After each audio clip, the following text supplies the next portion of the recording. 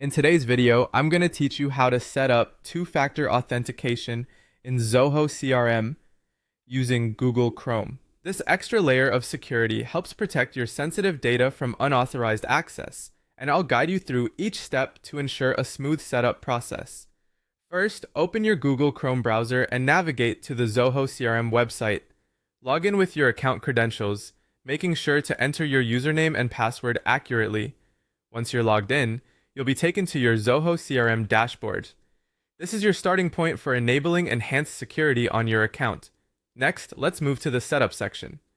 You'll find this option at the top right corner of your dashboard, marked with a gear icon. Click on it, and a drop-down menu will appear. From here, proceed to the security control section. Security is crucial, especially when dealing with client data or any sensitive information, so this section is vital for configuring your account's safety measures.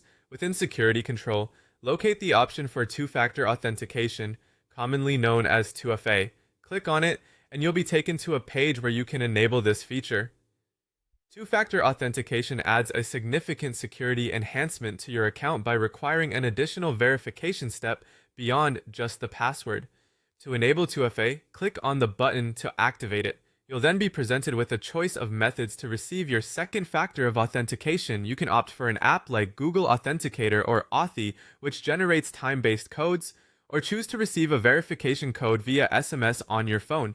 Consider your preferences and the convenience of each method. If you often have your phone handy, SMS might be the easiest choice. However, authentication apps are generally considered more secure, as they are less susceptible to issues like SIM swapping attacks. Once you've selected a method, follow the on-screen prompts to complete the setup.